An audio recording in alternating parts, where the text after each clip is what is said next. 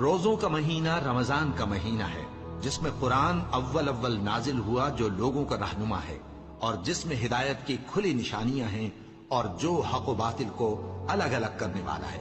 تو جو کوئی تم میں سے اس مہینے میں موجود ہو، چاہیے کہ پورے مہینے کے روزے رکھے، اور جو بیمار ہو یا سفر میں ہو تو دوسرے دنوں میں روزے رکھ کر ان کا شمار پورا کر لے۔ اللہ تمہارے حق میں آسانی چاہتا ہے اور سختی نہیں چاہتا، اور یہ آسانی کا حکم اس لیے دیا گیا ہے کہ تم روزوں کا شمار پورا کر لو، اور اس احسان کے بدلے کہ اللہ نے تم کو ہدایت بخشی ہے، تم اس کو بزرگی سے یاد کرو اور اس کا شکر کرو۔